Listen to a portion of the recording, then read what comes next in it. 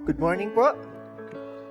Ay, tulog pa ata ang J-Clown People for Service. Good morning po! Ayan, sige po, pakigreet po natin ang ating mga katabi. Yan. Magandang umaga po sa inyong lahat, brothers and sisters. It's a good day again to gather together to worship our God. May special occasion na naman po tayo again today, no? It's Father's Day, no? So, we can greet our Father in heaven, no? Happy Father's Day sa lahat din ng mga tatay today. And I encourage everyone, maging sa mga viewers po natin din sa online, to worship us together, our Father in heaven. And right now, today, we believe and we claim that kung ano man yung ginawa ni Jesus on the cross, no, it was already finished, whatever it is, the miracle, healing in our bodies, healing our anxieties. Thank you, God, because it was already done on the cross. No? Nagpapasalamat po tayo sa Panginoon for that. So, as we worship Him today, let's focus in giving Him, kagaya po ng natutunan natin last week, no? Let's focus on His faithfulness. Let's focus on yung ginawa niya, not on our works, not on kakayanan po natin. Amen po ba? So let's stand today. Tumayo po tayong lahat and give God our best clap and worship. Hallelujah!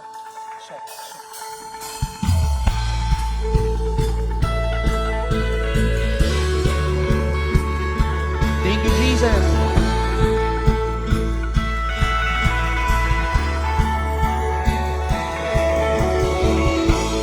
Move the mountains, told the wind and waves be still. You cast out demons and bid the empty soul be filled. And now there's breakthrough, now there's freedom in your name. You gave us power and the peace to do the same. You hold redemption, made accusers drop the stone, showed us mercy with your mighty miracle. And now there's breakthrough, there's freedom, now there's freedom in your name. You gave us power and the keys to do the same. Now we proclaim in Jesus' name, walls fall down in Jesus' name, strongholds break in Jesus' name. Amen. Everybody sing. We are healed in Jesus' name. In Jesus' name. More than out in Jesus' name. Amen. You crushed the darkness, made a fool of man. Oh, Jesus. Hallelujah. You made warriors out of slaves. And now there's breakthrough, there's freedom. Now there's freedom in your name. You gave us power and the keys to lead us. Now we proclaim in Jesus' name. In Jesus' name. Strongholds break in Jesus' name. Amen. We are healed in Jesus' name. Our miracles in Jesus' name. Pour them out in Jesus' name. Amen. Hush the darkness, made a fool of death and grave. Hallelujah. Oh, King Jesus, you make warriors out of slaves. Now there's breakthrough, there's freedom. Now there's freedom in your name. You gave us power. Thank you, God. And the keys to do this. Now we proclaim in Jesus' name. Fall down in Jesus' name. No more break in Jesus'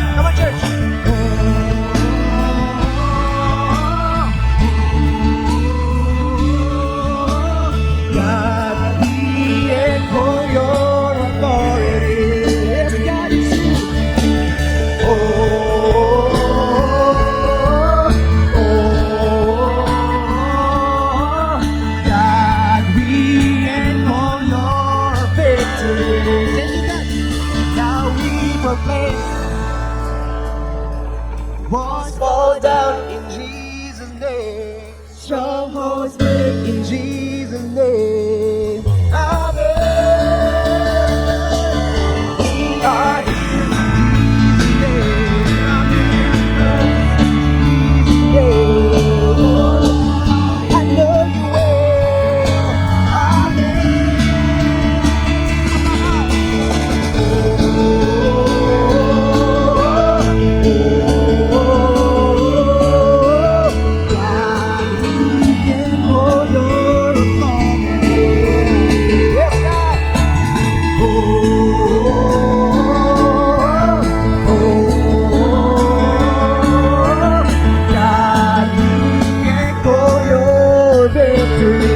Yes, God! Hallelujah! Panalo na po tayo, sabi sa kanta. We echo God's victory. Not because of our works, but because of Jesus Christ who gave us a miracle. Amen? Yes, Lord. Whatever miracle it is, we give every praise to God. Hallelujah! Tama po ba? Hallelujah. Sige, palakpakan po natin ng Panginoon. Deserve po ng Panginoon every praise. Sabi po sa kakantahin natin, every worship is to our God. Hallelujah!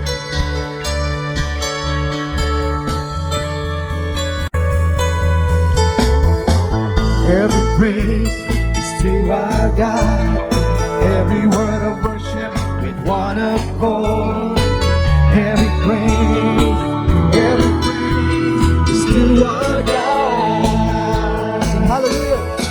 Sing hallelujah to our God. Glory hallelujah to our God. Every praise is to our God. Every praise is to our God.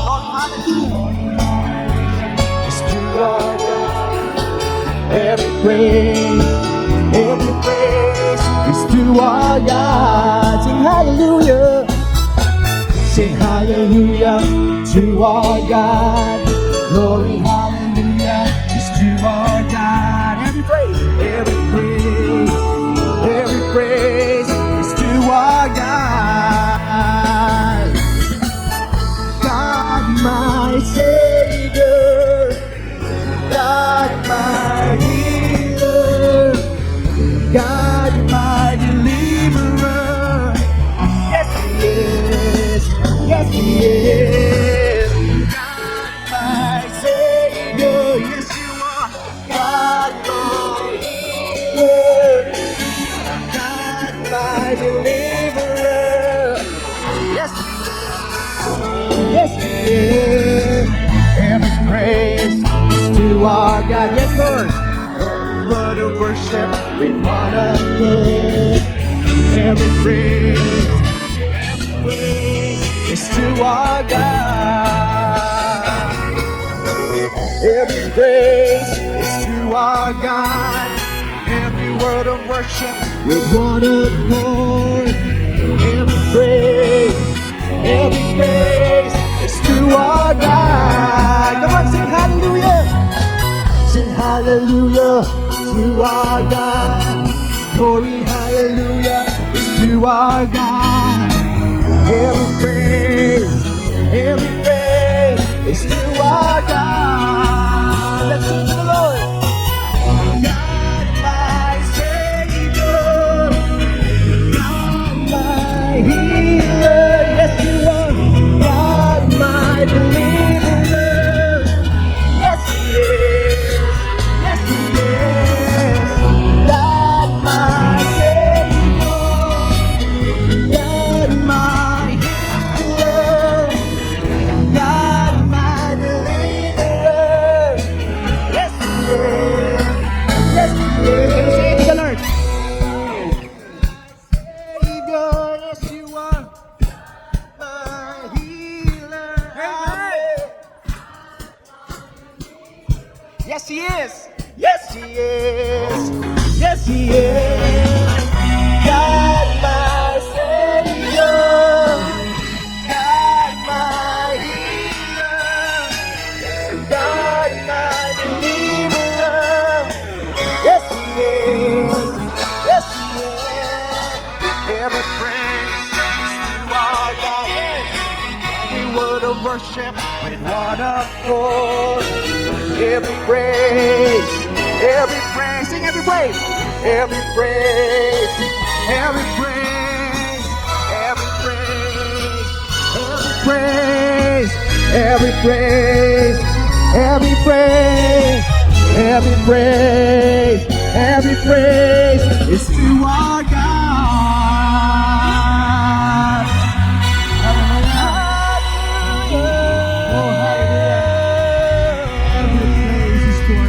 Yes. Hallelujah. Every praise, Lord God, is Hallelujah. due to you, Lord. Lahat po ng Hallelujah. papuri at pagsamba, Panginoon. You deserve everything. Lahat-lahat po, Panginoon. Even our lives, Panginoon. Our voices, Lord. Yes, Lord. Lord, wala po kami may pagmamalaki sa inyo, Lord. We humble ourselves. You deserve, Lord, all the glory, all the praises, Lord. Hallelujah. Can we just give again our best clap offering to the Lord? Our Savior, our healer. Hallelujah, our healer. Thank you, Jesus. And we know that He's not yet done in our lives. He continues to give us strength. Patuloy po ang pagbigay niya sa atin ng provisions. Thank you, God. You're not yet done. You're not yet done. Hallelujah. You are here, moving in our midst. I worship you. I worship you. You are here, working in this place. I worship you. I worship you. Sing with us. You are here, moving in our midst. I worship you. I worship you. You are here, working in this place. I worship you. I worship you. Yes, you are a waymaker, waymaker, miracle worker, promise keeper, light in the darkness. My God, that is who you are. That's who you are. Waymaker, miracle worker, promise keeper, light in the darkness. My God, that is who you are. You are here, touching every heart. I worship you. I worship you. You are here, yes, healing every heart. Healing every heart. I worship you.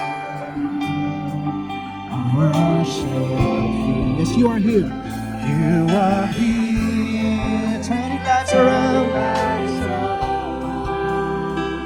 I worship you.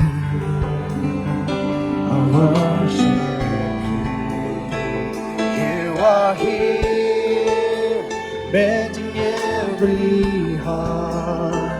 I worship you. I worship you. You are waymaker, miracle worker, promise keeper, light in the darkness. My God, that is who you are. Yes, that's who you are.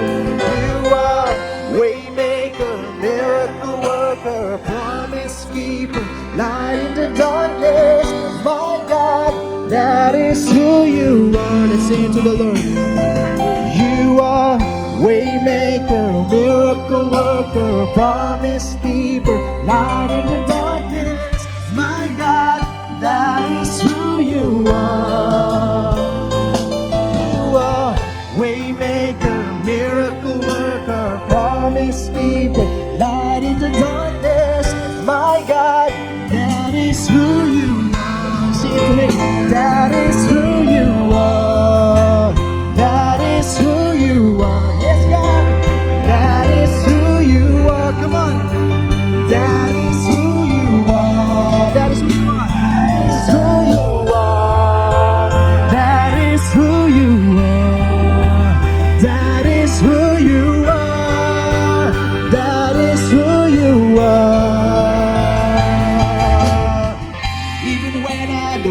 see it, you're working.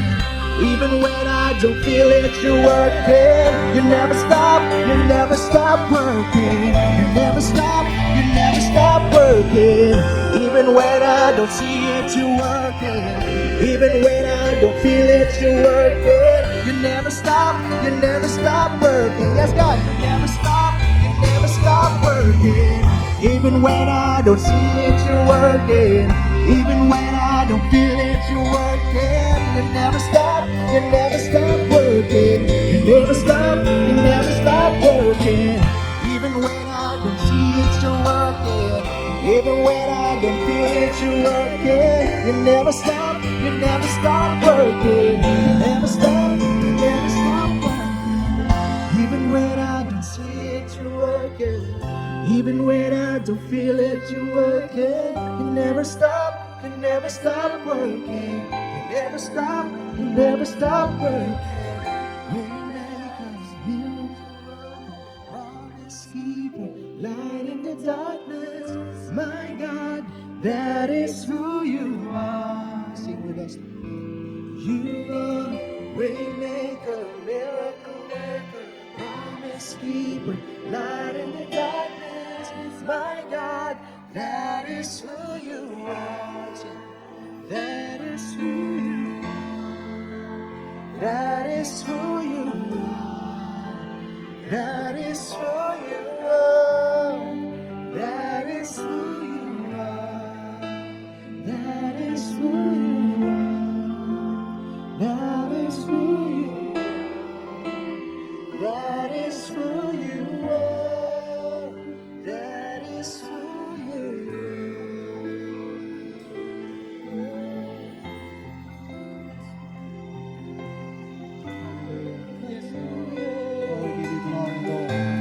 You're a way maker, Lord. There's nothing too hard for you. Hallelujah. Sige, papurihin natin ang Panginoon. Nothing is impossible to Him.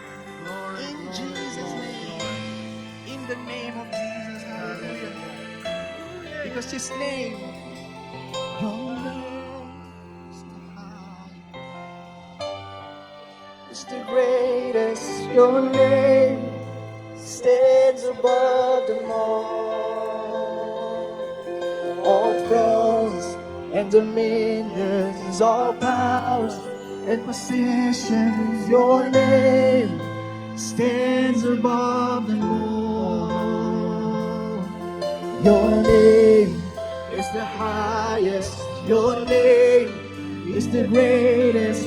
Your name stands above them all thrones and dominions, all powers and positions. Your name stands above them all. Sing with us, your name. Your name is the highest. Your name, whatever name it is, your name stands above them all thrones and dominions, all powers and positions. Your name stands above them all, and the angels cry, holy, all creation cries, holy, you are lifted high, holy forever. King of people sing, holy, to the King of Kings, holy, you will always be.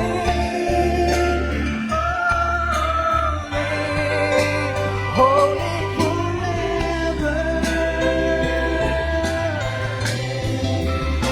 Angels cry, holy, all creation cries, holy,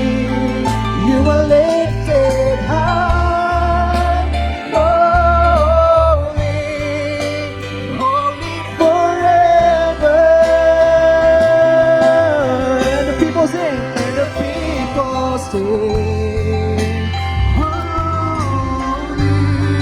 to the King of Kings. Holy, you will always be holy, holy forever. Can we hear the people sing? People sing. Holy, holy, holy God. Hallelujah. You will always be holy, holy forever. You will always be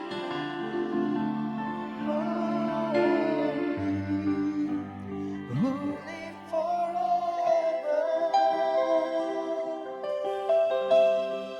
You will always be holy,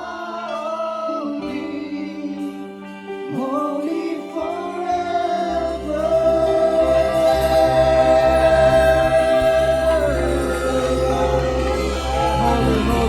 Yes, God. Your name, Jesus. Come on, let's worship Jesus. Hallelujah. Lift your name higher. Hallelujah. Your name is above every name. Hallelujah. Worship. Hallelujah. Hallelujah. You are holy forever, Panginoon. Holy forever. That's why we lift our hands to you today. Because you are holy, Lord God. And we give our lives as offering to you, Panginoon. Thank you, Jesus. Thank you, Jesus. We gaze at your holiness, Lord God, and we find healing. We gaze at your holiness, Lord God, and we find peace. We gaze upon your holiness, O God, and we find completeness in our being. Amen. We gaze at your holiness, Lord God.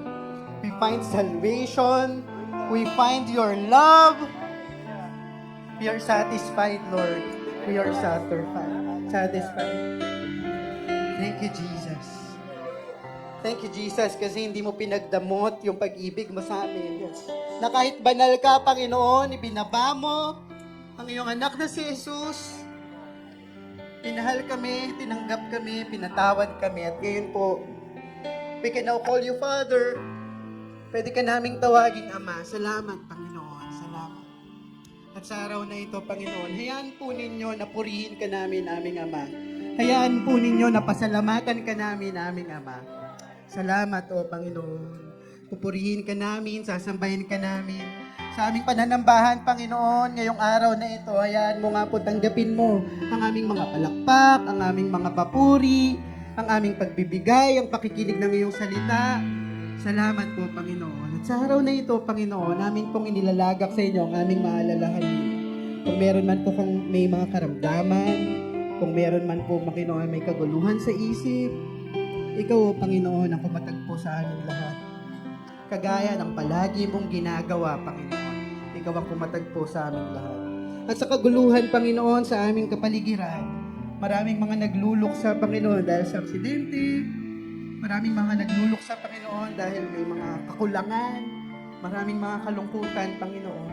May mga gera sa paligid, Panginoon. May mga kalamidad. Pero Panginoon, salamat kasi we can always run to you. At nasa iyo po ang kaligtasan at kapayapaan. Salamat, Panginoon. As we continue our worship today, Lord God, ikaw ang sumama sa aming lahat. Pangunahan mo ang aming programa because this is yours, Lord God. This is your program, Lord God. This is your church. This is your ministry, Lord God. At ikaw ang mangunguna sa lahat ng tatayo sa entabladong ito, sa lahat ng makikinig sa dakong ito, maging online, Lord God. Ikaw ang aming kasama ngayong araw. Salamat, Panginoon. Sa iyo po ang pinakamataas na papuri, pasasalamat at pagsamba sa pangalan ng iyong anak na si Jesus. Amen. Happy Father's Day po. Bago po kayong umupo lahat, pwede po bang makikamayan po tayo, makipagbatian, yakapan sa ating mga kapatiran? Sige po. It's our fellowship time. Go to your neighbors and say, Happy Father's Day kung lalaki, tatay. Batiin niyo po sila ng welcome.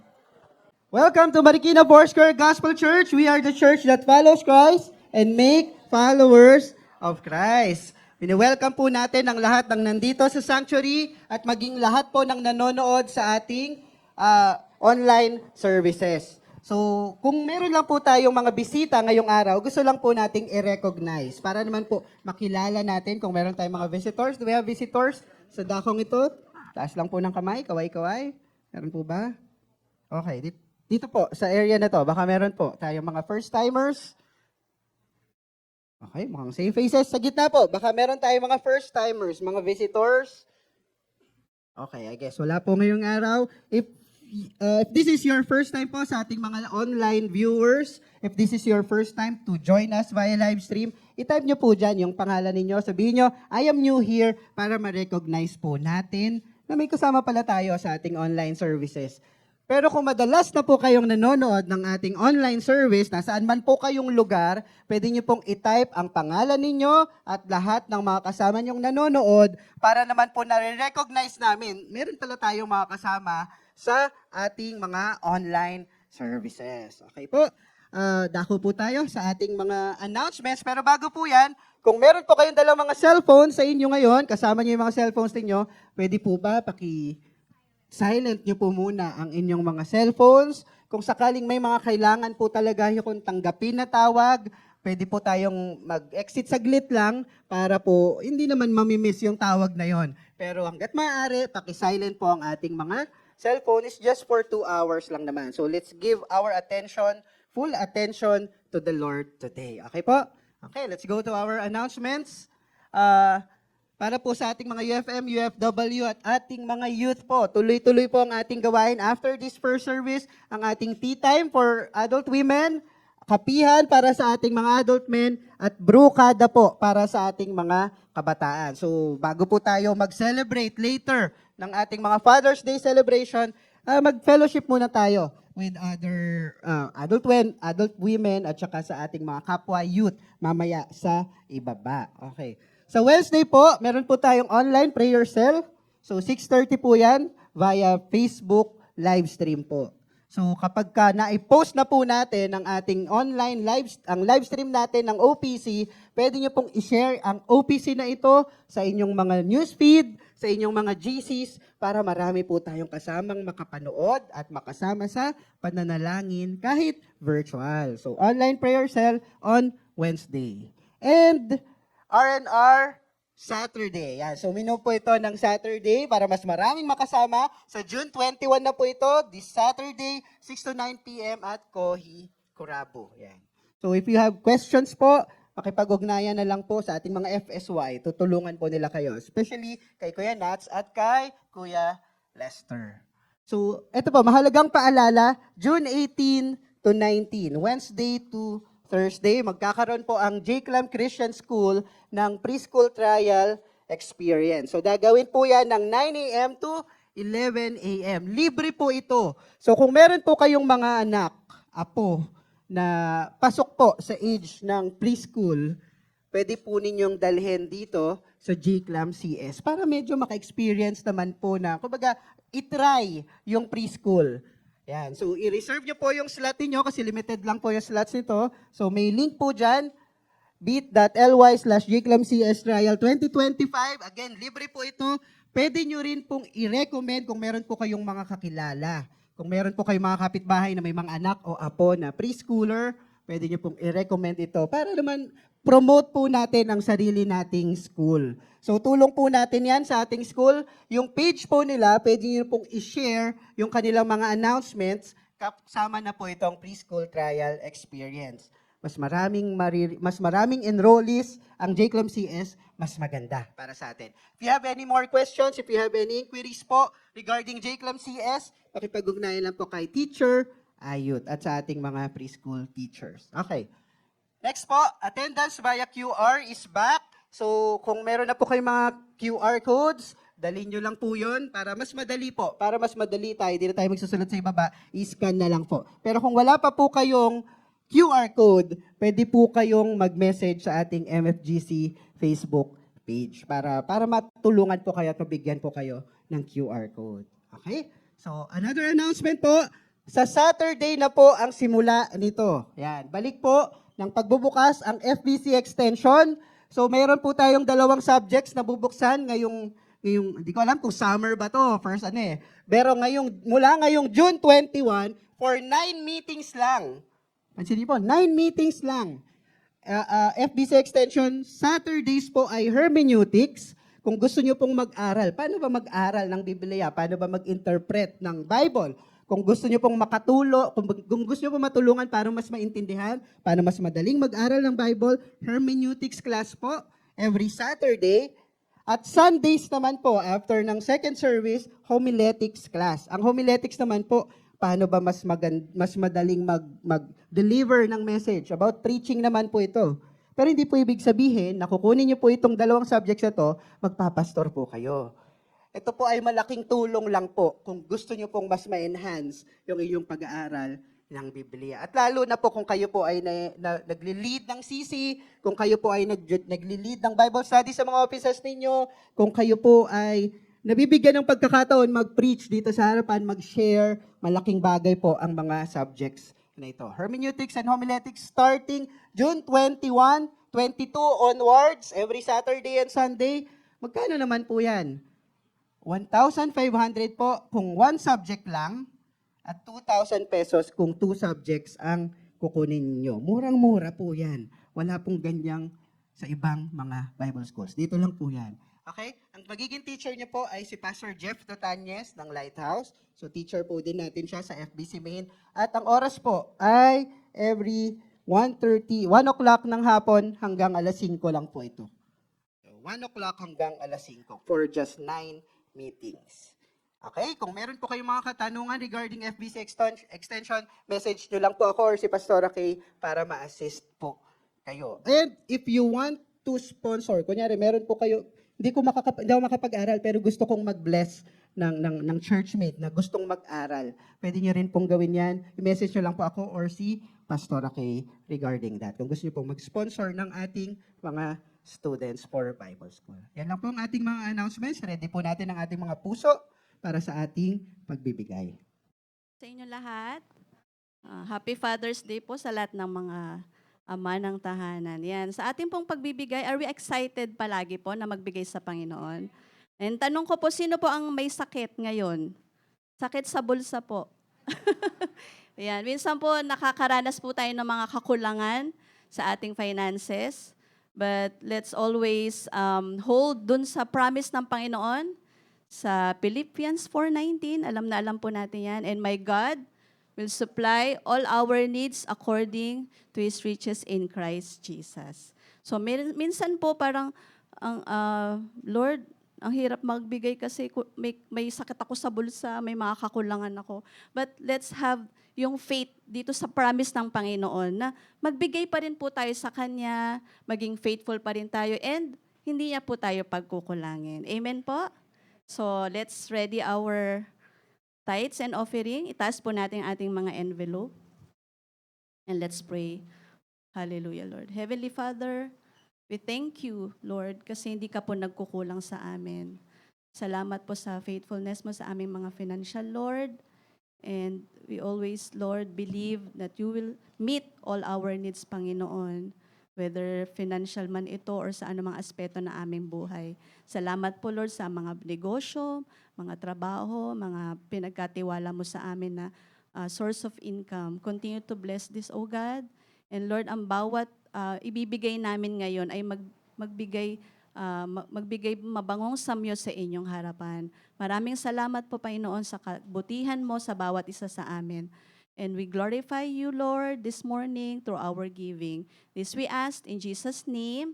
Amen. Praise the Lord. Today is a very special day. Sapagkat ngayon po, we will celebrate sa church po natin ang Father's Day. All along po sa buong Pilipinas, celebration today ng Father's Day. At very in time pa po, no? Celebration ng Father's Day. Napupunan niyo po ba ang ating kapaligiran? Napunan niyo po ba ang ating kapaligiran? Ayan. Parang konti lang nag-amen. No po? Na-shock. Okay. Salamat po sa pagkakataon na to na our church has plenty of fathers. At yan po ay malaking blessing sa isang church kapag ka ang church po ay maraming ama ng tahanan. Kaya this morning ay tinatawagan ko po lahat po ng ating mga katatayan. Okay.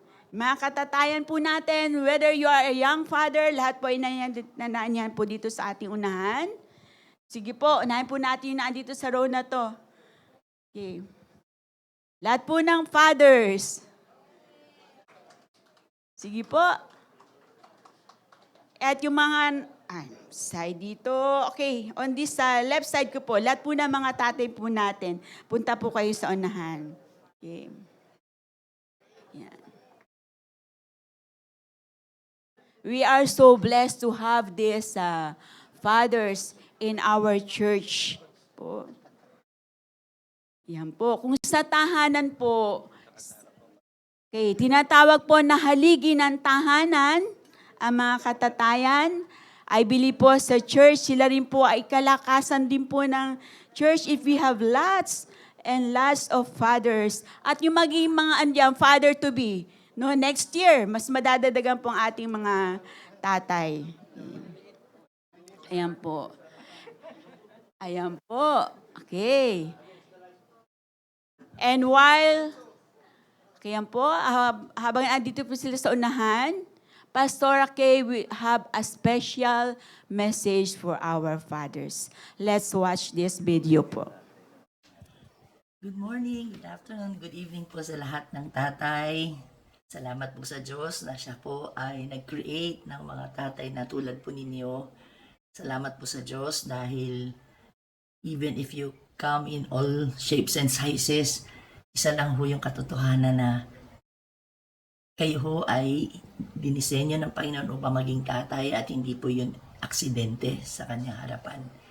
Salamat din sa Diyos kasi siya ho yung nag-set ng pattern para sa inyo na maging good father para sa inyong mga anak din.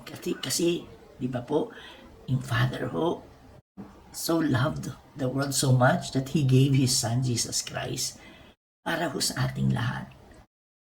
So bilang mga tatay ho, alam po natin ngayon, lalo na sa panahon natin ngayon, parang hirap maging tatay dahil sa iba-ibang ugali ng mga anak, sa iba-ibang sitwasyon ng mga anak natin ngayon, lalo na sa millennial, alpha generation, Z, whatever, Gen Z, at lalo na po sa mga bago pa ulit ngayon na mga lolo na kayo dun sa beta generation. Ang hirap po maging tatay kasi nga po, hindi naman po kayo usually showy, di po ba? Hindi po kayo masyadong ma-love language ng words. At lahat ko nasa isip nyo lang. Kaya minsan, na medyo natutureti po kayo, di po ba? Sa mga problema dumadating, kayo lang, minsan sinasarili nyo na lang. At minsan hindi nyo ma-vent sa iba, sa asawa ninyo kasi nag-iiba yung dating tuloy sa kanila kasi parang hindi, parang mahina ang dating po ninyo. Pero alam nyo ho, naunawaan ho namin kayo mga tatay. Dahil alam namin karga-karga nyo yung burden sa pamilya. At iniisip nyo kung paano maaayos, iniisip nyo kung paano mag-improve talaga. Kaya minsan parang dating wala kayong magawa. Alam nyo ho, ang isang pwede nyong gawin ay magtiwala po sa inyong good father. Kayo ho magdala sa pamilya po ninyo ng paglapit sa Diyos. Kasi pag ganun po ang mangyari, siya ho magbibigay sa iyo ng karunungan kung paano palakihin at iaruga ang iyong pamilya upang ito ay makaranas ng abundance sa buhay. Napakahalaga na iyong role bilang tatay ng pamilya. Wala ho sa bisyo ang sagot, wala ho sa negosyo na pasarili lang, wala ho sa magandang trabaho nyo lang dahil magaling kayo, hindi po eh. Talagang nasa Diyos ho ang kasagutan sa lahat ng ating mga dalahin. At yun ho ang aking dalangin para sa inyo na kayo po ay magpatuloy na lumapit po sa Diyos at maging tatay na katulad ng ating tatay sa langit. Nice, good father at nagtitiwala pagtitiwala po sa maaaring gawin ng Diyos sa inyong pamilya at sa inyong personal din na buhay. Hindi pa huhuli ang lahat. Pwede pa tayong makita ng pag-ibig na yan sa ating pamilya. At paalala na rin po sa mga mahal sa buhay ng mga tatay natin, maaari po bang mas maging gentle tayo sa kanila? Mas maipakita po natin ang respeto sa kanila? Minsan hindi ka respeto at tanggapin ho natin yan. Pero ibigay pa rin ho natin yung nararapat na paggalang sa kanila at kabutihan na nararapat ibigay sa kanila kasi utos naman po din sa atin yun ni Lord that we give respect to one another.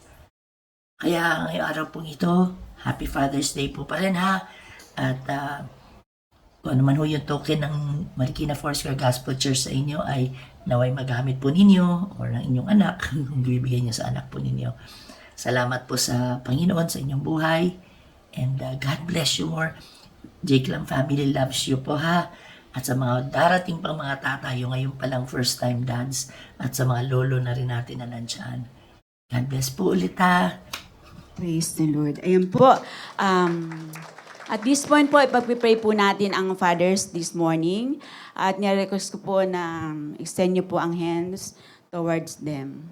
Sige po, mga tatay, taas po natin ating mga kamay towards God. Hallelujah. Hallelujah, Lord. Dakilang Diyos, nagpapasalamat po kami sa buhay ng mga ama ng tahanan na naririto. Tunay nga po, dakilang Diyos, na sila ay regalo nyo sa pamilya. Sila din po ay regalo nyo sa bahay-sambahang ito. At patuloy po kaming lumalapit sa inyo, Panginoon, at itinatalaga po namin sila sa inyo bilang mga haligi ng tahanan, na patuloy nga po, dakilang Diyos, na kayo ang magbibigay sa kanila ng kalakasan, maging Lord ng inspiration, to live according to your word of God, na makita po sa buhay ng bawat isang ama na narito, that they are following you as our good Father. And through that, O Lord, makikita rin po, Panginoon, ang kanilang sambahayan, ng kanilang makakilala, that they are a good Father, because they have a good Father in heaven. Maraming salamat po, Panginoon. Patuloy niyo pong pagpalain ng aming mga ama ng tahanan.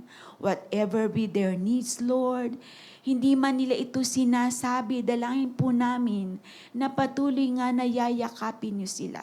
Sa panahon, Lord, that they could not really outpour what they have in their respective hearts. Panginoon, kayo ang magbibigay ng iba yung lakas ng loob sa mga ama ng tahanan po namin. Maraming salamat po, dakilang Diyos. Tanggapin niyo po, Panginoon, ang kanila pong pagmamahal sa inyo na kung saan ay pinapakita nila sa mga taong nakapaligid sa kanila, dakilang Diyos. Salamat po, Panginoon. Pagpalain niyo po ang lahat ng ama ng tahanan sa pangalan po ng aming Panginoong Yesus. Amen. Amen. Yan. Bago po kayo bumaba, magkakaroon po tapos ng picture taking. Meron na? Tapos na po? Okay. Let's have a picture taking po muna. Okay. Okay. Okay. Ay, nasa unahan, medyo baba. Baba. Okay. Yan. Okay. Waki. Waki. Waki shot.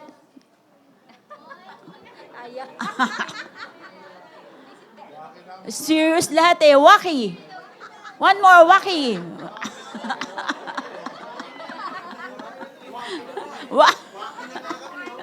Okay.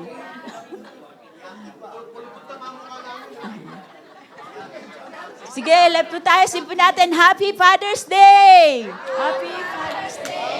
Okay. Receive your token po. Isa-isa po. Okay.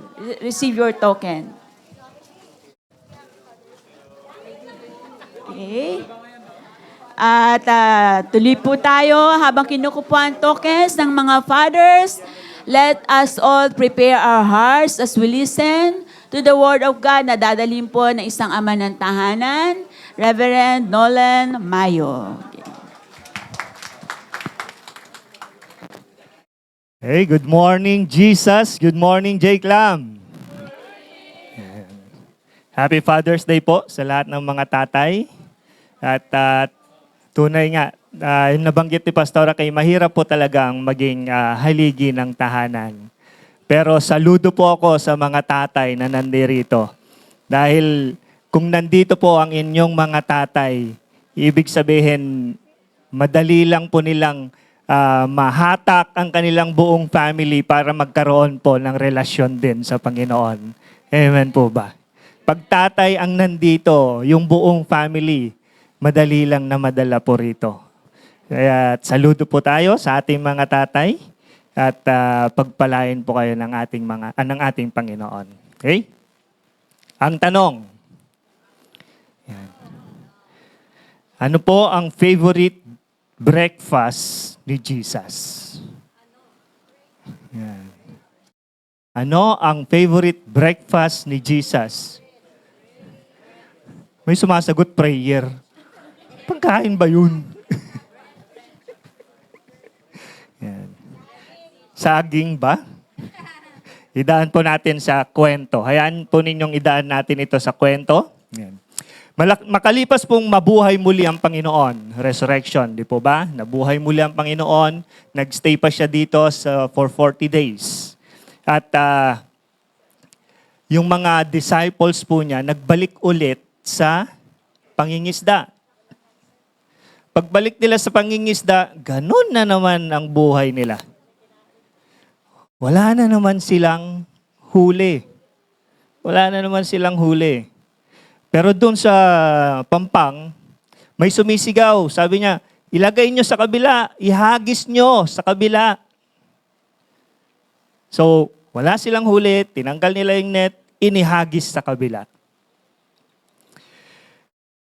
Sabi niyo po, bumalik sila sa pampang na punong-puno ang kanilang lambat. At ito po ang kanilang dinatnan.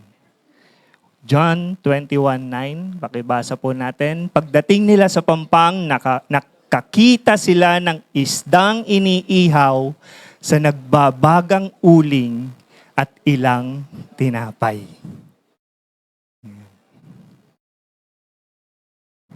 Madaling araw nang makabalik ang mga disciples at nakita nila ang nabuhay muli na ang Panginoong Hesus na naka-apron habang binabaliktad yung isda na iniihaw para sa prayer breakfast ng mga prayer warriors. Yan. Di po ba? Yung binabaliktad niyang isda na may kasamang tinapay, nung naluto po yon, iniabot niya ang grilled fish sandwich in Ashkenazi white sauce. Yeah. Ito ang favorite breakfast ni Jesus. Tingnan nyo sa Bible nyo. Nagbabasa ba kayo ng Bible nyo? Ulitin ko, grilled fish sandwich in Ashkenazi white sauce. Dapat kasi, mag-enroll po kayo sa hermeneutics na tututunan po. Tsaka sa homiletics. Okay? Yan. Ito pa ang sabi ng Panginoon sa John 21:12.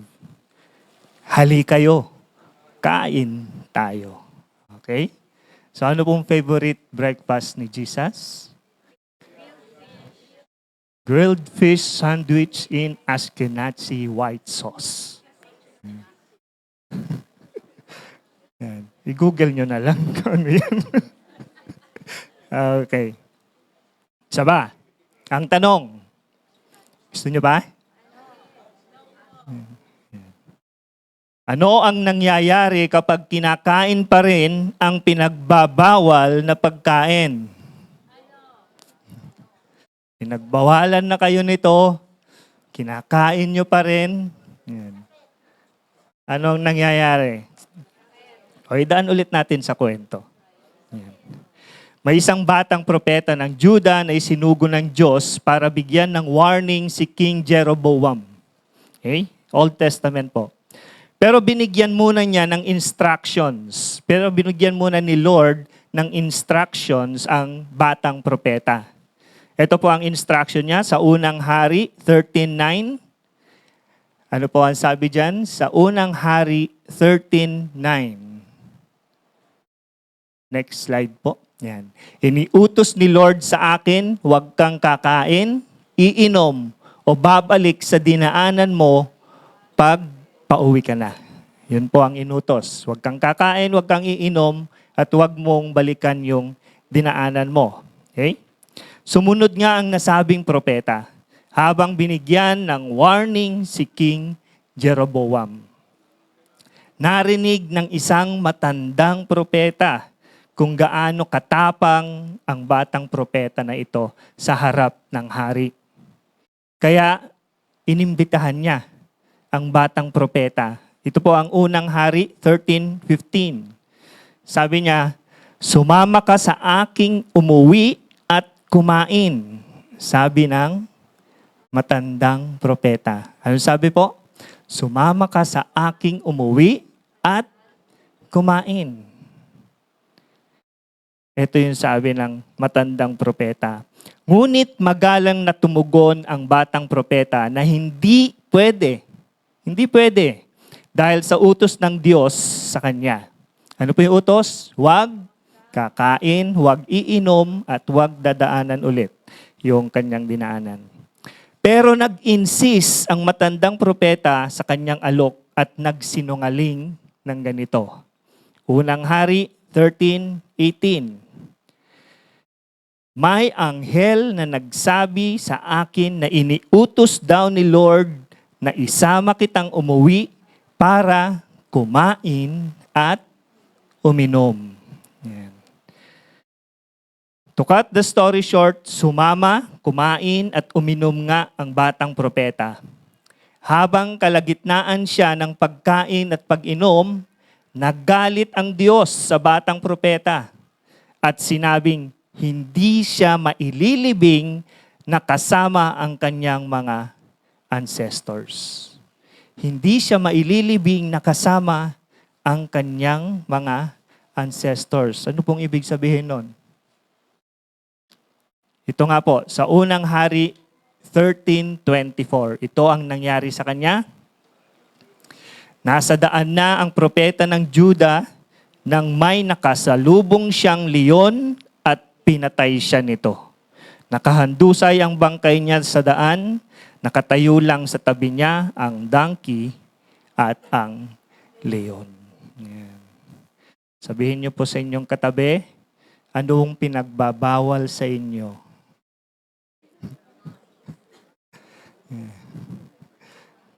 Kakain ka pa ng mga pinagbabawal po sa inyo? Ha? Kakain pa ba ng mga pinagbabawal? Anong nangyayari? Kinakain ng leon. Kinakain ng leon. Okay? Today we will talk about prescriptions for our physical body. Yan. Physical body. Yan. Sa akin po, inassign ang topic na ito, kaya feeling ko, I am in great shape. Okay? I am in great shape. Yan. Sabi kasi ni Pastora kay ibinabagay daw niya yung assignment ng topics sa tao, di ba? O di I am in great shape. Ganon. May nagko-comment. Pagbigyan nyo na po ako. Okay.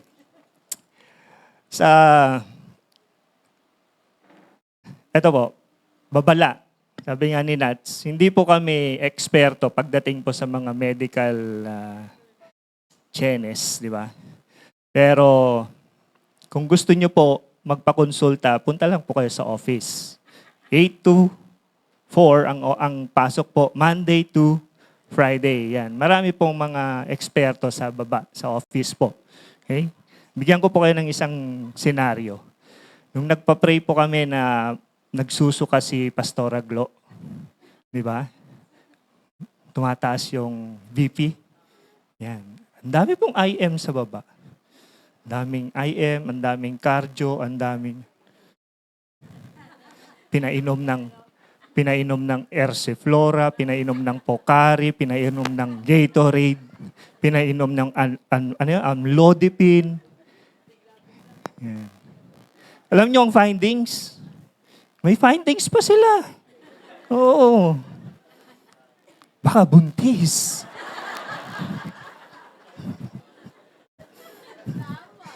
Baka may aneurysm.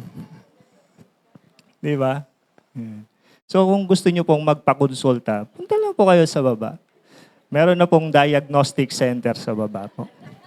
Okay? At kidding aside, hindi po kami eksperto. Dahil sa madaling salita, hindi po kami eksperto. Sabi ko, ang lapit-lapit ng Victoria, hindi nyo itakbo sa Victoria. Di ba?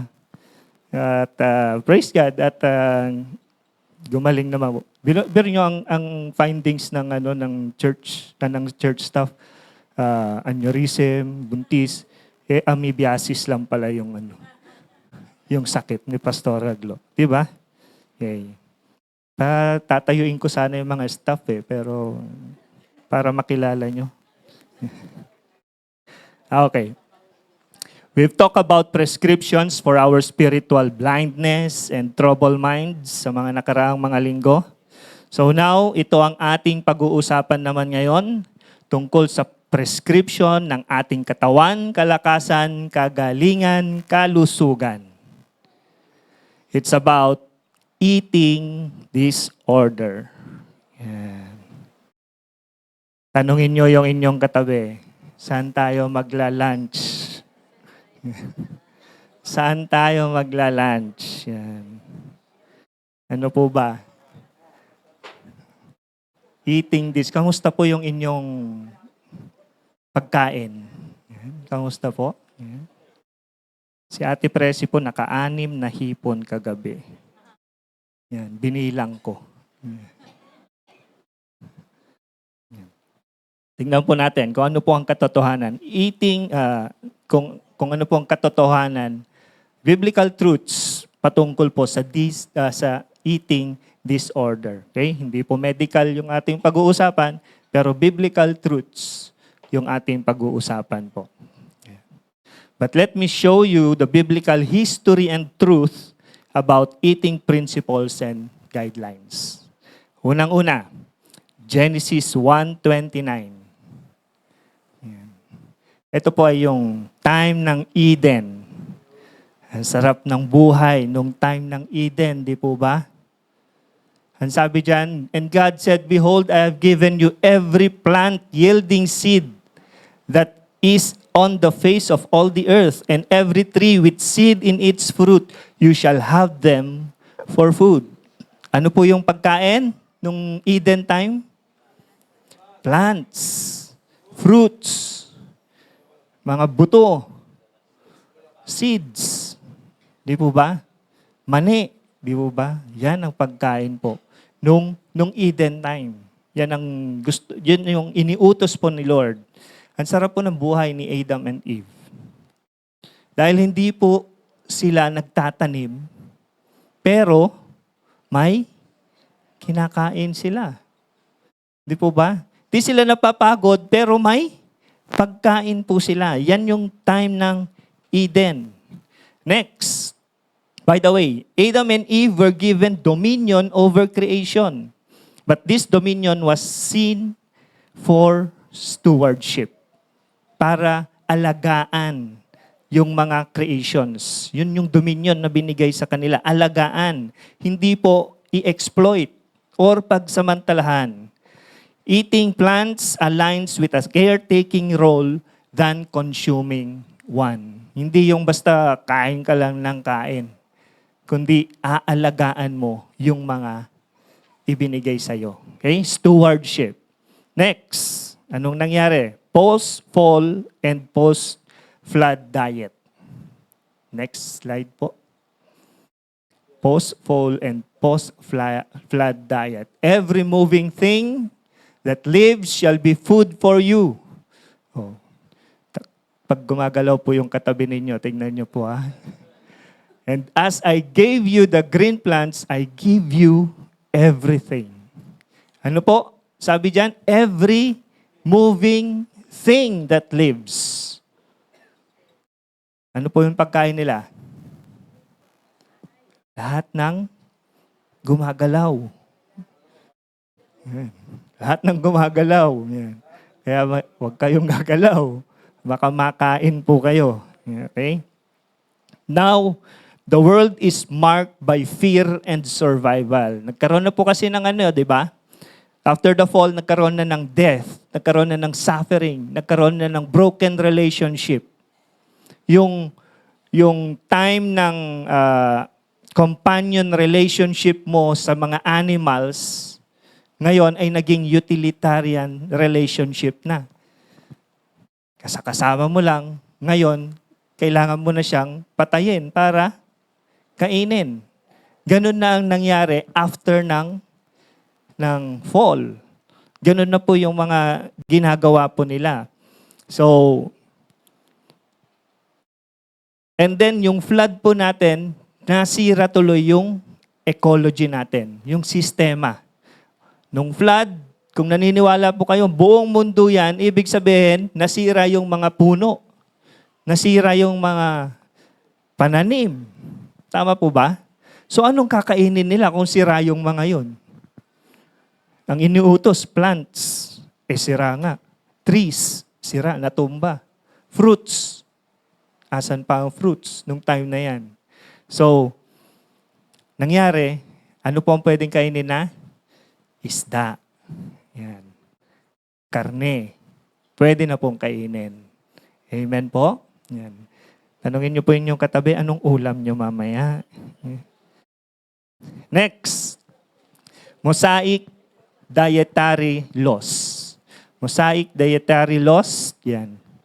This is the law about beast and bird and every living creature that moves through the waters and every creature that swarms on the ground. To make a distinction between the unclean and the clean, and between the living creature that may be eaten and the living creature that may not be eaten. Nung nagkaroon po ng Mosaic dietary laws, Leviticus 11 po, basahin po ninyo kung ano ang mga unclean and clean animals, kung ano yung mga pwedeng kainin at hindi pwedeng kainin. Hindi na lahat ng gumagalaw ay pwedeng kainin. Nagkaroon na ng batas, nagkaroon na ng law. But more than that, the dietary laws were part of a broader system that set the Israel apart from other nations. Sabi po sa Leviticus 11:44, bago po yung 46 and 47, be holy for I am holy.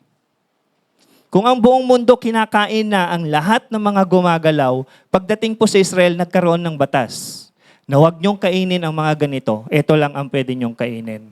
Bakit? To set them apart. Para maging banal sila. Para maging, alam nila na sila ay pinili ng Diyos at sila ay sumusunod sa Panginoon. Yun yung purpose ng Mosaic dietary laws. Nakukuha niyo po yung flow ng ating pinag-uusapan po. Nung una, plants and animals, and then plants and trees, fruits, mga ganon. Ngayon, kasama na yung mga animals, fish, birds, pwede nang kainin. And then, sa Mosaic law, may pagpipili. Okay? May pagpipili. Ito po ang maganda sa New Testament. Sa New Testament. Ito po yung utos sa atin. Okay? Mark 7:18 to 19. New Testament freedom. He said, do you still have trouble understanding? Surely you know that nothing that enters the mouth from the inside can make people unacceptable to God. Food does not go into person's mind. It goes into the stomach. Then it goes out to the body. Inilalabas. When Jesus said this, He meant there is no food that is wrong for people to eat. Tama po ba? Yan ang batas po sa atin ngayon. Yan yung utos ngayon sa atin. There is no food that is wrong for people to eat. Yan. Ang sarap ng crispy pata. Ang sarap ng hipon, crab, pusit. Di po ba? Malinis na po ba yon? Malinis na ba ang mga to? Ang sarap ng dinuguan na may puto. Tama po ba? Sabi, there is no food that is wrong for people to eat. Ang sarap pong kumain mamaya. Tama po ba? Yan. Okay. So yun po. Jesus inaugurated a new covenant that emphasized inner purity over ritual cleanliness. Ibig sabihin, he taught that food should not divide believers and consider love for guidance and behavior. Dietary restrictions were no longer required for righteousness. Hindi dahil sa pagkain para tanggap tayo ng Panginoon. Hindi dahil sa pagkain para tayo ay maging matuwid sa Panginoon. Kasi yung pagkain, papasok, lalabas. Papasok, lalabas. So ano pong ulam nyo mamaya? Samgyupsal. Yeah. Okay, so alam na po natin kung anong pwede nating kainin ngayon. No food that is wrong for people to eat. Yeah. Okay, what happens after all foods are good to eat? What happened? What happened, Bella? Eating disorder, right? Anyari? Ano pong nangyari? Ito na yung utos. May freedom na tayo. May kalayaan na tayo. Ito na yung utos. Pero ano po ang nangyari? Ito po. People tend to be ungrateful. People tend to be ungrateful. For everything created by God is good. Crispy pata, dinuguan, hipon, lechon. Good po yan, di ba? And nothing is to be rejected. If it is received with thanksgiving, for it is made holy by the word of God and prayer. 1 Timothy 4:4-5. What a good God we have. Everything that He created is good. The mountains and the seas, di ba, breathtaking and relaxing. Pag nandun po kayo sa mga ganitong lugar. The heavens, sun, moon, galaxies, even multiverse. Di ba amazing ang experience kapag nasa ibabaw ka ng ulap? Kapag tuyo at nilagang okra, di po ba maganda yon? Crispy pata at dinuguan, tulad ng mga nabanggit ko kanina, pusit, hipon, alimango, ang sasarap po ng mga ito. Ang sasarap po ng mga ito, di po ba? So what is the problem? According to our verse, we are ungrateful. We are ungrateful. Nagpe-pray naman ako, Pastor, tuwing mananalangin. Yes, thank you Lord sa aming pagkain. Ma-enjoy namin to. In Jesus' name, amen. Pray naman tayo. We do not receive these blessings with thanksgiving. Ito po ang naging problema. We do not receive these blessings, everything that is good sa Panginoon, with thanksgiving. We do not even acknowledge God that He is our provider. Pinaghirapan ko to. I-enjoy ko to. Kakainin ko to. Naging mapagpasalamat ba tayo sa Panginoon? Hindi. We complain. We complain instead of being grateful sa kung ano ang meron sa pagkainan, naghahanap pa ng ibang pagkain. Hani, anong almusal? Sardinas. Tanghalian. Sardinas. Anong dinner? Sardinas. Sa tingin po ninyo, magkakasakit ba kayo sa sardinas? Hindi. Dahil nagre-reklamo ka, nagka-high blood ka. Sardinas na naman. Sardinas na naman. Sinisi nyo pa yung sardinas. Pagpapala yan ng Diyos, di ba? Pagpapala ng Panginoon. Everything is good sa Panginoon. Paano ka nagkasakit? Kakareklamo. Kakareklamo. Di po ba? Yan. We are so wasteful. We are so wasteful. Ilang kaning baboy ang naiipon dahil sa kakatapon ng pagkaing hindi nauubos. Dami nating naaaksaya. Yung iba, kukuha ng madami. Nasa party, kukuha ng madami. Takaw tingin, takaw mata. Ang kakainin niya, Shanghai lang. Anong gagawin niya dun sa iba? Sharon. Sharon. Ay, naalala yung nasa ano. Oh, maganda. Maganda naman ang intensyon. Yan. Kukuha ng madami. Yung iba, wala nang makain. Yan. Hindi ka lang naging wasteful. Naging madamot ka pa. Yan. Di po ba? Yung iba, ito. Hoarding food. Yan. Sino po yung nagtatago ng pagkain? Tago ng pagkain. Ang daming chocolate sa ref. Di na kasya. Nilabas, nilagay sa cabinet.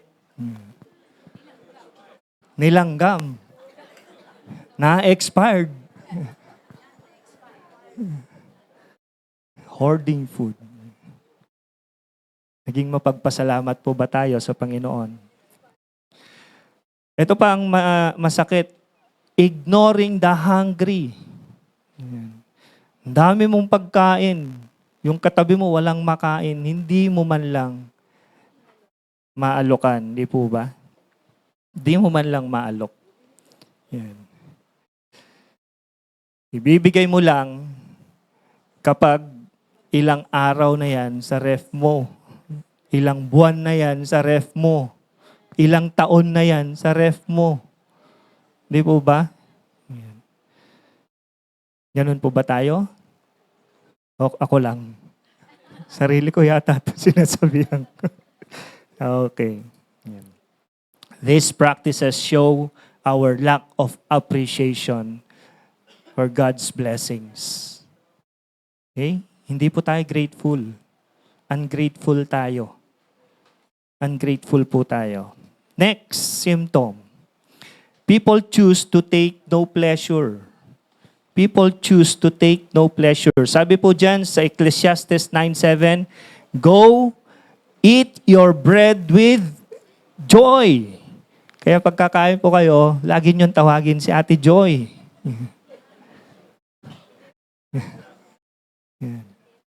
Ito, baka sabihin ng UFM, hindi ko sinama.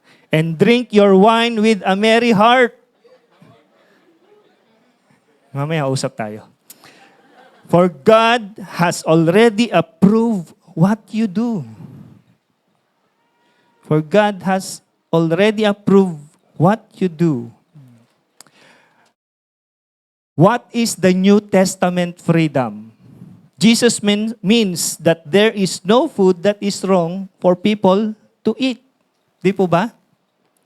Kung ano ang provision ni Lord sa harap ng mesa ninyo, enjoy it. Be glad. Di po ba? Masaya po tayo. Kaloob yan ng Diyos para sa araw na iyan. Kung ang nasa harap mo ay crispy pata, kare-kare, pansit, ano ulam natin kagabi? Hipon, fruit salad, may beans pa, anong gagawin nyo doon? I-enjoy nyo. Di po ba? Pagpapala yan ng Panginoon. Ayaw nyo pong i-enjoy yung mga ganun? Kung ayaw nyo po, tawagin nyo lang po ako. Ma-enjoy ko po yung mga bagay na yan. Kung tuyo ang nasa hapagkainan mo, i-enjoy mo. Di po ba? Hindi lahat ng tao nakakakain ng tuyo. Kasi bawal sa kanila. Mangangati. Di ba? Enjoy. Enjoy po natin. Pagpapala po yan ng Panginoon. We are not glad to God's blessings or we do not enjoy them because we do not receive it with gratitude. Katulad ng nabanggit ko kanina. Hindi natin ito tinatanggap ng may pasasalamat sa Diyos. Ang pagkain po, hindi lang physical necessity. Yung pagkain po natin is a gift of God. Kaloob po yan ng Diyos. Regalo po ng Diyos yung araw-araw po nating kinakain. Okay? It is embracing the present moment, kung ano yung nasa hapag mo, with contentment. Makontento po tayo kung ano yung nasa harap po natin. Kung nasa Vikings ka, makontento ka. Di ba? Yun yung nasa harap mo eh. Provision yan ng Lord. Di po ba? Hindi po lahat ng panahon may pambili tayo ng lechon baboy. Minsan, lechon manok. Lechon manok lang. Pero madalas, lechon sa panaginip. Lechon sa panaginip. Yan. Kaya i-enjoy po natin kung ano yung meron po tayo sa ating hapagkainan. Ito pa po, minsan people feel guilty kapag ine-enjoy nila yung mga ganitong bagay. Meron po bang ganon? Guilty ka pag ine-enjoy mo yung mga ganong pagpapala galing sa Diyos. Pag ine-enjoy mo yung mga life's pleasures. Again, being joyful is not a sin. Being joyful is not a sin. It is part of God's design para po sa atin. It is part of God's design para sa atin. Let us be glad and enjoy life with contentment because this is His design. This is His plan for us. Okay? Ano pa po ang nangyari? People desire to have a lifestyle of overindulgence. Yan. Babalansehin ko rin. Di ba? Balansehin natin. Sabi po sa Proverbs 23:20-21, be not among drunkards or among gluttonous eaters of meat, for the drunkard and the glutton will come to poverty and slumber will clothe them with rags. Yan. Eto, usap na tayo, mga kalalakihan. Kapag inuman at eat all you can o samgyupsal ang usapan, ay nabubuhayan po ang inyong katabi. Yan. Tingnan nyo po yung ngiti niya, abot hanggang tenga. Yan. Papikin nyo siya, at bulungan na maging mabuti ka. Maging mabuti ka at sumunod kung ano ang tama. Okay? Kaya eto, unahin na natin ang pag-inom. Mga kalalakihan. Yan. Usyapang usyapang hindi lasing. Sabihin na natin na okay po ang occasional wine. Nasa Bible po naman yan. Binabasa nyo naman po yung Biblia po ninyo. Okay naman po yan. Sabi nga sa Psalm, di ba, yung beer, gamot yan sa sakit ng tiyan. Sakit ng tiyan. Okay? But, what I want, eto po. Mamaya na yung but. Doon muna tayo sa masaya. Di ba? Pwede. Payag tayo. Okay naman po. Uminom. Pag may okasyon. Di po ba? Pero tama po ba yung uminom ng may okasyon na uuwi ka ng lasing? Kailan natin masasabing lasing tayo? Kasi yung iba, 12 bottles na nainom, hindi pa rin yan lasing. Pero yung iba, isa pa lang, namumula na. Kailan po natin masasabi? Kailan ka lasing? Hindi po ba? So, gusto ko lang pong i-emphasize. Ito, yung contextual ng habitual overindulgence. Habitual overindulgence tungkol po sa alak.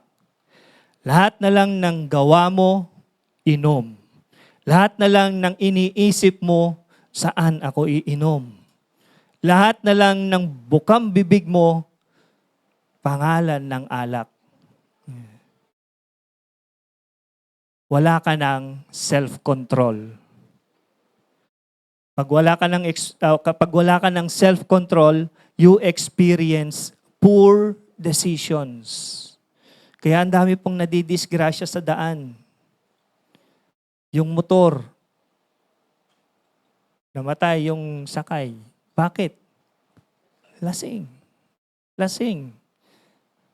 Ganun po yung epekto ng alak. You have spiritual dullness. Spiritual dullness. Hindi ka na, pagdating mo sa bahay, imbes na papurihan mo yung inyong pamilya, kausapin mo, magkwentuhan kayo, nagagalit ka pa sa kanila. Di po ba?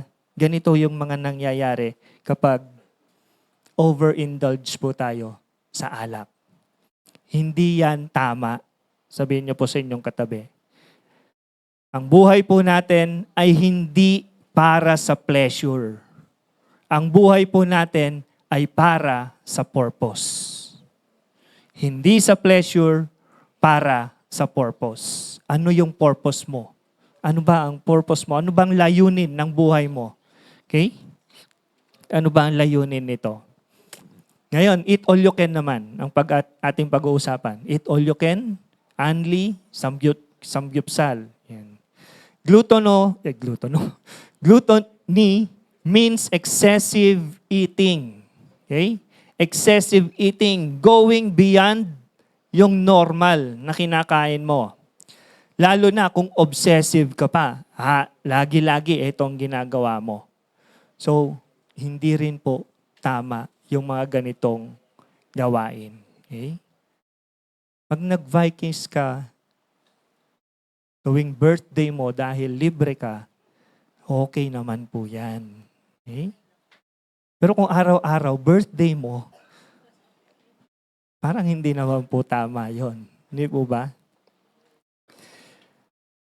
Yung meat po, yung meat in the Old Testament ay kinoconsider na luxury. Luxury. Ibig sabihin kapag may karne na latag sa kainan mo, it means comfort. Means special. It means may magandang okasyon. Okay? Ito po yung ibig sabihin po nun, yung comfort. Ibig sabihin, may abundance. may abundance kapag may karne ka. Pero kapag sobra na, ibig sabihin naman po nun, ay wala ka ng disiplina. Doon po tayo nagkakaproblema. Wala ka ng disiplina. You lack moderation.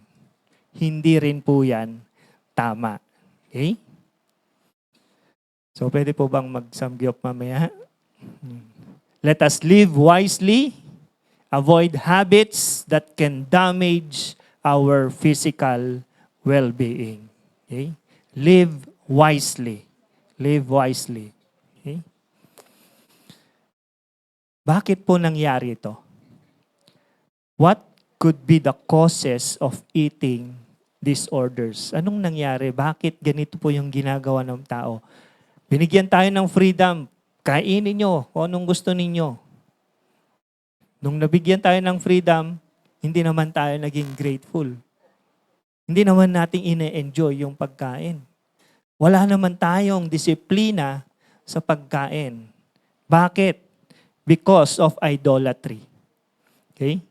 Because of idolatry. Philippians 3:19. Sabi po dito, their end is destruction, their God is their belly, and they glory in their shame with minds set on earthly things. Because of idolatry. Sayang yung freedom na binigay po sa atin, di po ba? Their God is belly is a metaphor used by Paul, meaning to live for physical and sensual pleasures, especially sa food, drink, and bodily desires. Yung tipo ng wala ka nang iniisip o laging bukang bibig, kundi alak, pagkain, sex, lahat ng branch ng Vikings, napuntahan mo na. Alam mo ang pagkakaiba ng lahat ng mga samgyupsalan dito sa Marikina? Yan. Lahat ng anli sa isang resto, talagang ina-anli mo. Hindi po ba? This is idolatry. We make desires our master than submitting to God. Kung ano yung nais natin, yun yung ginugusto natin. Instead na yung buhay natin ay sinasubmit natin sa Diyos. Kung ano yung gusto mong gawin sa buhay mo, iyon ang ginagawa mo. Rather, you are led by God sa bawat oras, sa bawat hakbang ng buhay mo. Mas pinipili mo yung desire mo kesa yung nais ng Diyos sa buhay mo. Mas interesado pang pinag-uusapan yung pagkain kaysa mag-encourage dyan or mag-fellowship sa isa't isa. Pag nasa care circle po, di po ba? Ang sarap pag-usapan ng pagkain. Pero kung pagkain na lang lagi yung pinag-uusapan ninyo, hindi man kayo nakapag-encourage dyan sa isa't isa, hindi man kayo nakapag-fellowship sa isa, ay hindi po yon tama. We prioritize self-indulgence over self-discipline. Yung pilit mong ubusin yung sushi at sashimi sa Vikings at di ka na umuupo kasi ang tagal ng refill. Sino po yon? Ako po yon. O kaya lilipat ka sa tempura, pero ganun din ang nangyayari, nagagalit ka pa dahil inagawang ka pa ng katabi mo. Di po ba?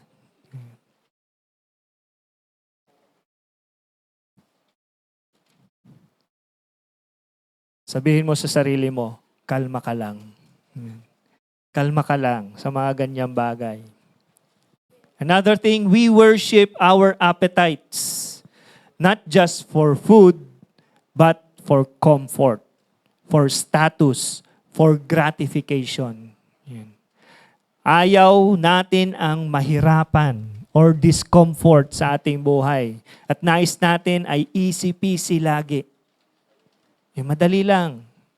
Ayaw nating maghirap. Gusto mo yung status mo o ego mo lagi ang nakakalamang sa iba.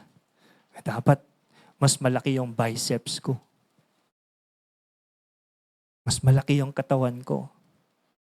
Dapat mas sexy ako. Dapat Coca-Cola shape. Alam niyo po yung Coca-Cola shape, yung 8 ounce dati, di ba? Ang ganda ng shape niya. Tingnan niyo yung katabi niyo, 2 liters po yung shape.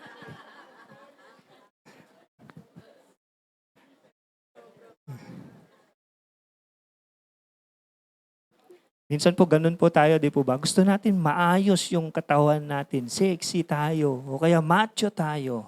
Yan. Tama po ba yun? Instead na ginagamit mo yung buhay mo para magpuri sa Panginoon,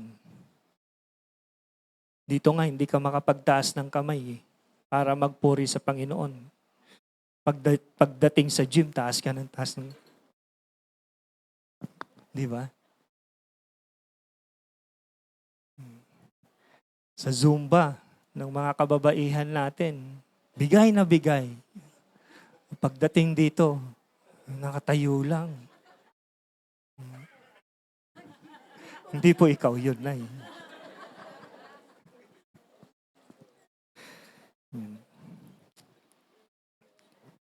We've been idolatrous because our lives reflect misplaced worship instead of honoring God.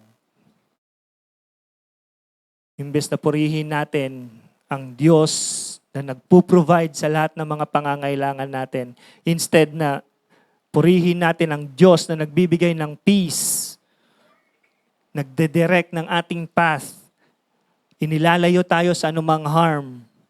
Yung Diyos na nagbibigay ng kasiyahan natin, ipinagpapalit natin ito sa temporary happiness na meron tayo. Okay? Next, because of fear. Kanina, because of idolatry. Ngayon, because of fear. Fear of approval, fear of rejection. Psalm 139:14, I praise you, for I am fearfully and wonderfully made. Wonderful are your works. My soul knows it very well. Maganda lahat kapag galing sa Diyos. Amen po ba? Pero kapag may eating disorder, ay usually papunta yan sa pananaw, sa pansarili, tungkol sa distorted self-image. Nagiging negative na yung tingin natin sa sarili natin. Ay, mataba na ako. Ay, payat na ako. Doon po, nagkakaroon na tayo ng takot. Kapag ito yung struggle, yung feeling mo, unworthy ka na, not enough ka, broken ka, dito po pumapasok yung takot. Yung value or significance ng isang tao ay hindi nakabatay sa anyo or sa shape ng kanyang katawan. Yung kultura natin ngayon, mas pabor ang payat kaysa mataba. Mas pabor yung beauty standards, yung matangos ang ilong, yung pilik mata ay pumipitik. Ha? Ano? Pumipilantik. Pumipitik. Ganun po yung beauty standards po natin ngayon, di ba? Yung shape ng mukha, maliit. Yung cheekbone niya, nasa noo. Ganun yung mga beauty standards po natin. Hindi po nakabatay doon. I tell you, God sees beyond that. Yung pagkakasabi ng fearfully and wonderfully, ang ibig sabihin nun ay intrinsic. Likas o tunay. Yung paglikha sa'yo, yung value o kahalagahan mo ay galing sa Diyos na lumikha sa'yo. Kung ano ka ngayon, pasalamatan mo ang Panginoon. Dahil yan ay fearfully and wonderfully made ka ng Panginoon. God created you with a purpose and care. Hindi ka aksidente, ika nga sa purpose-driven life. Yung body, mind, and soul mo ay intentionally crafted with love ng ating Creator. And that counters yung kasinungalingan na yung value o kapakinabangan mo ay base sa appearance or sa perfection ng iyong katawan. Okay?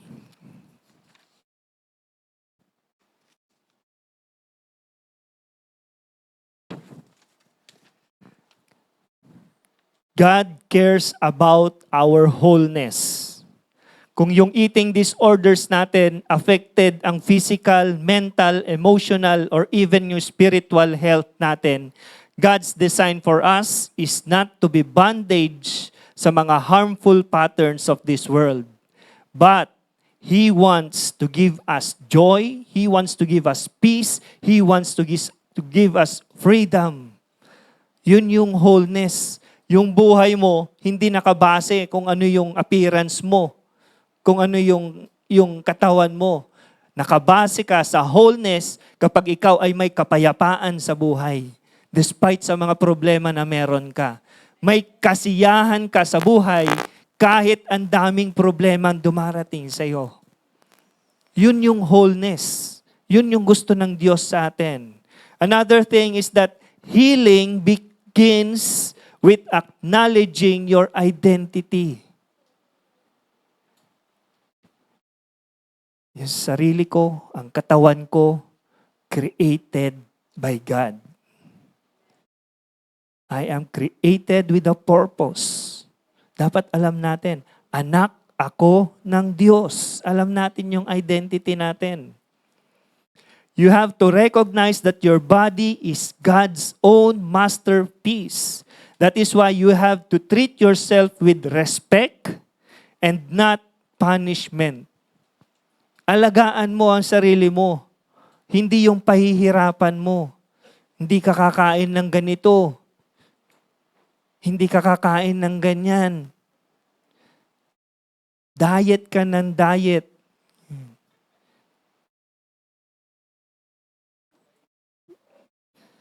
Hindi po yun yung nais ng Diyos sa atin. Ingatan mo ang sarili mo at huwag abusuhin o sirain. Ask God for help that your life wants to honor Him.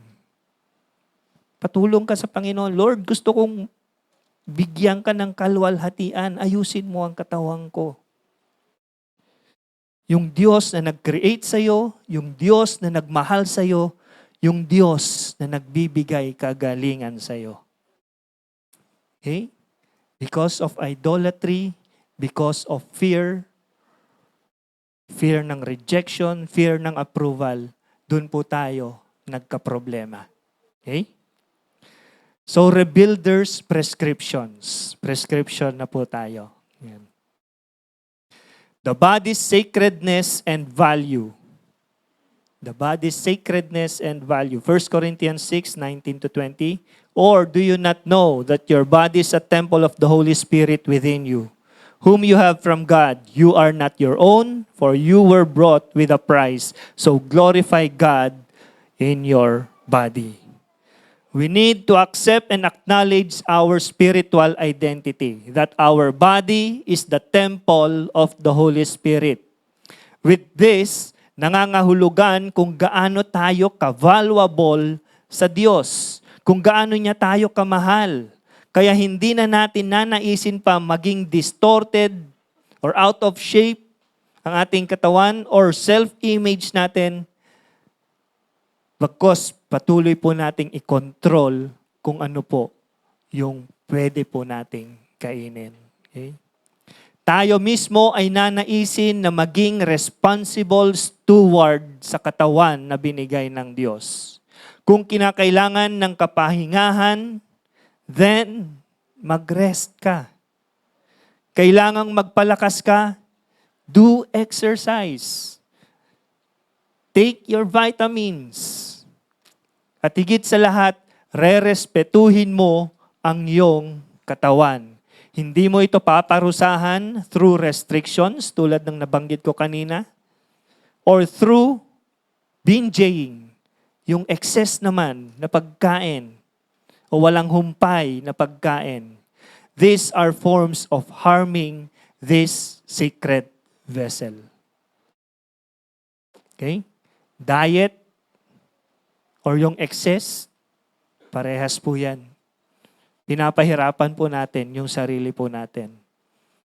Healing starts when we learn to treat our body with reverence it deserves. Faith plays a powerful role to recovery. And then, embrace grace in the process. Alagaan natin ang ating sarili at manampalataya sa Panginoon at yung biyaya niya ang magtatapos ng proseso para sa ating kagalingan, para sa ating kalakasan, para sa ating kaginhawaan sa ating pangangatawan. We should be aware that this body, the temple of the Holy Spirit, seeks wholeness, not perfection. Sa puso at isip mo, buo ang pagkatao mo. Kailangan maging perpekto ang katawan, ang nais mo, wholeness, maayos ang physical na katawan. You are confident and content emotionally, sound mind, not troubled mind, and spiritually valued and have purpose. Kung meron po tayong banal na spirito, kung ang banal na spirito po ang nananahan sa ating katawan, ito po yung ating nanaisin, wholeness sa buhay po natin. Okay? Next, the believer's moderation and self-discipline. You say, I am allowed to do anything, but not everything is good for you. You say, I am allowed to do anything, but not everything is beneficial. 1 Corinthians 10:23. Now that we understand that everything is good for us, tulad nga ng nabanggit ko kanina, yung mga unclean animals noong Old Testament ay clean na ngayon, and even unclean food noon ay clean na ngayon.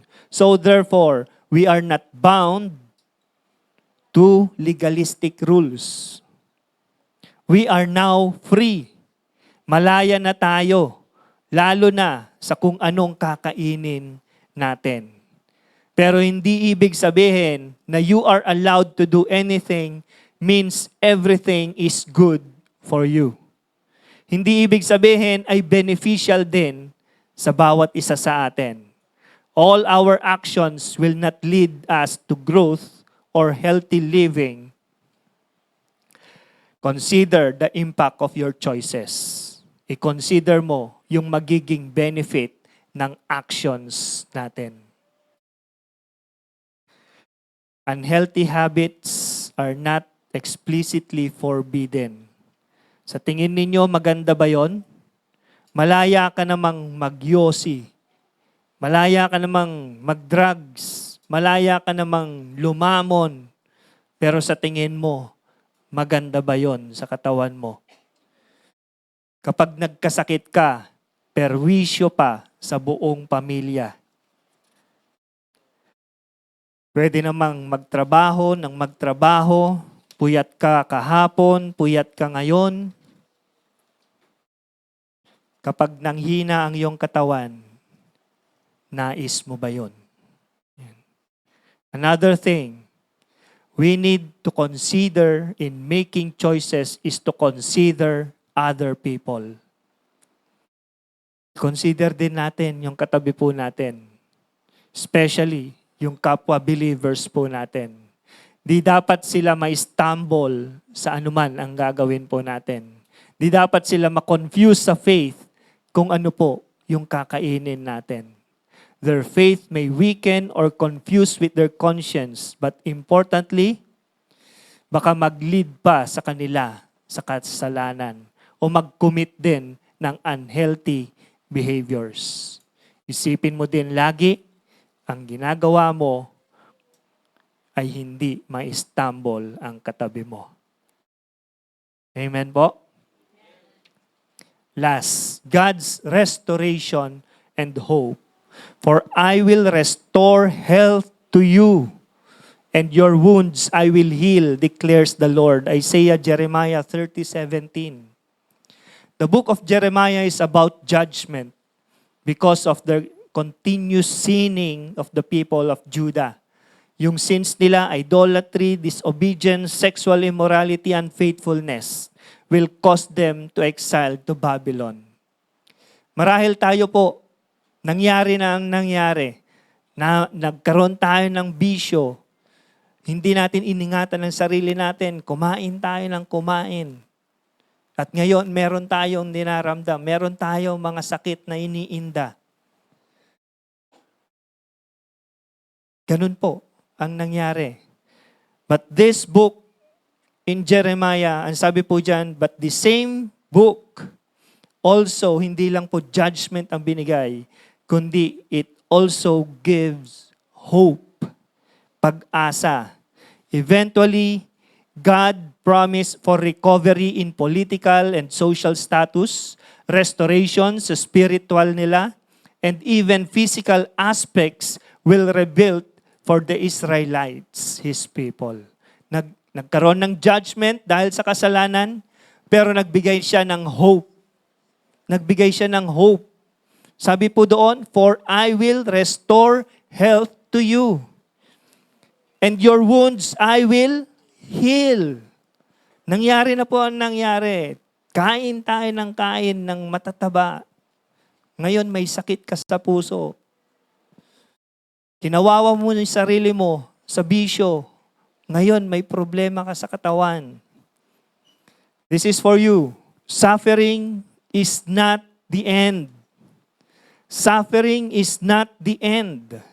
Pains, wounds, drought, battles, losses, health, na di maayos at lahat ng hindi magandang nangyayari sa buhay natin, ang mga ito ay hindi permanente.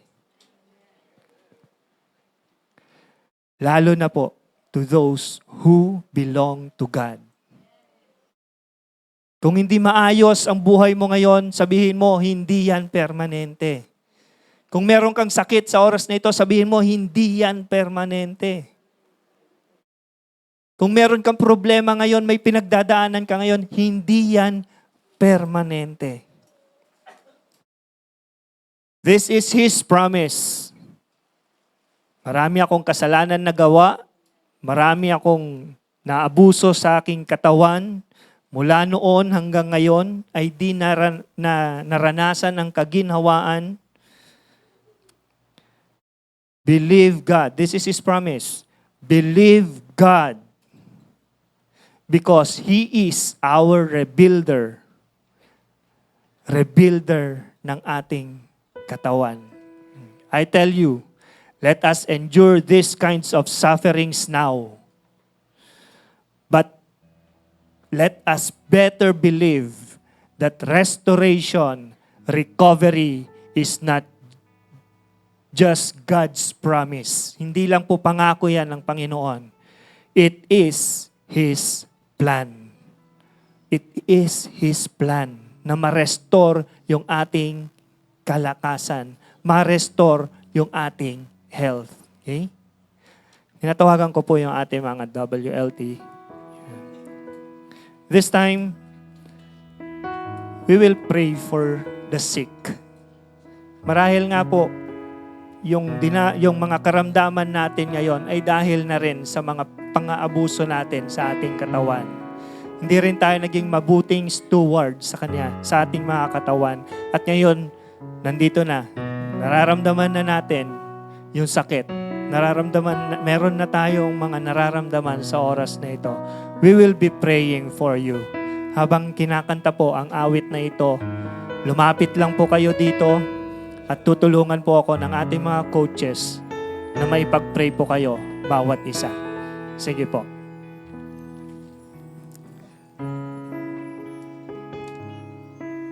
Kung gusto nyo pong may panalangin sa inyong karamdaman, lapit lang po kayo dito habang inaawit po natin ito.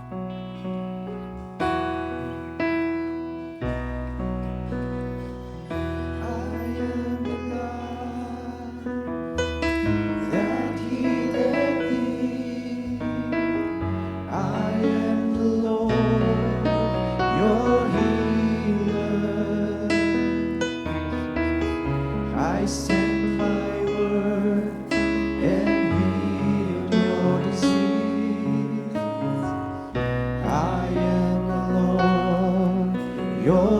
Tinatawagan ko na ang ating mga coaches. Sige po. I am the God that He led thee. Pwede pa po bang mag-forward yung iba po para Your healer. Tsaka yung mga coaches po, mananalangin po sa inyo. Isa-isa po. Isa-isa, ipapanalangin po natin. Let's go. I am the Lord, your healer. You are the God. You are the God that healed me. You are the Lord, my healer. Yes, You sent your word and healed my disease. You are the Lord, my healer. Let's sing this with our heart. You are the God that healed me. You are the Lord, my healer. You sent your word and you healed my disease. You are the Lord, my healer. We declare you are the God. You are the God that healed me. You are the Lord, my healer. You sent your word and healed my disease. You are the Lord, my healer. You are the God that healed me. You are the Lord, my healer. You sent your word and healed my disease. You are the Lord, my healer. You are the God.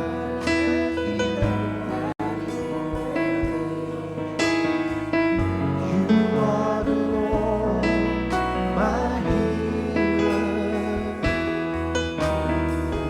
You sent your word and healed my disease. You are the Lord, my healer. You are the God Yes, you are, Lord. that healed me. Oh, it's who you are, Lord. You are the Lord, my healer. You sent your word and healed my disease. You are the Lord, my healer. You are the God that healed me.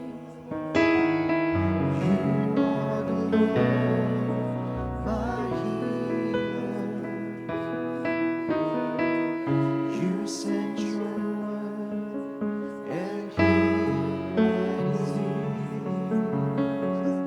You are the Lord, my healer.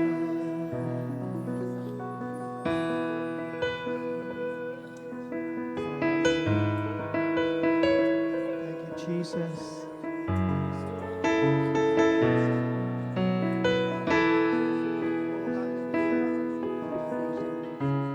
Thank you, Abba Father.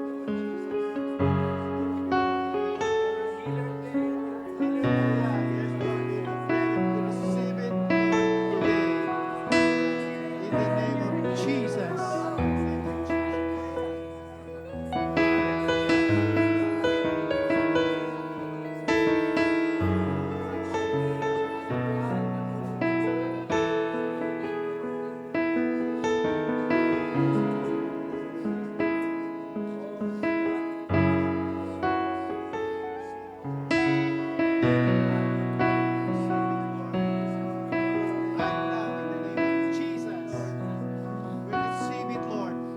right now. In Jesus' name. Hallelujah. Hallelujah. Oh, rabababa, sheta, rabababade. Hallelujah.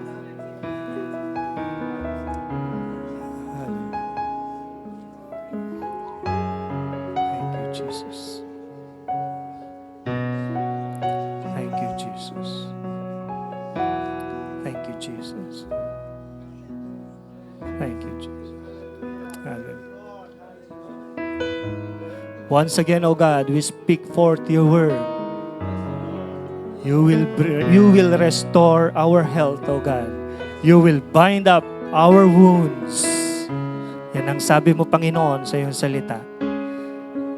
At ngayon, Panginoon, wala kaming ibang gagawin kundi papurihan ka, pasalamatan ka, Panginoon. Sige po, balik po natin ang pasasalamat sa Panginoon and receive healing right now in the name of Jesus.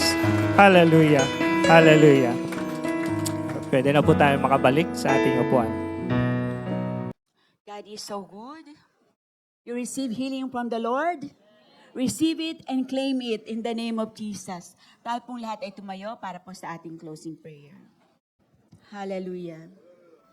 Hallelujah, Lord. Oh, we believe, oh God, that your work is so marvelous. And the healing miracles continue, Panginoon, even in our time right now in the name of Jesus. Salamat po, Panginoon. We continue to claim and believe, Lord, that there is healing na nangyari po, Panginoon, sa umagang ito. Salamat po, Panginoon, sa inyong pagkilos sa kalagitnaan na inyong mga anak. At nagpapasalamat po kami, dakilang Diyos, because you are the God who heals everything. Salamat po, Panginoon, sa inyong pangako.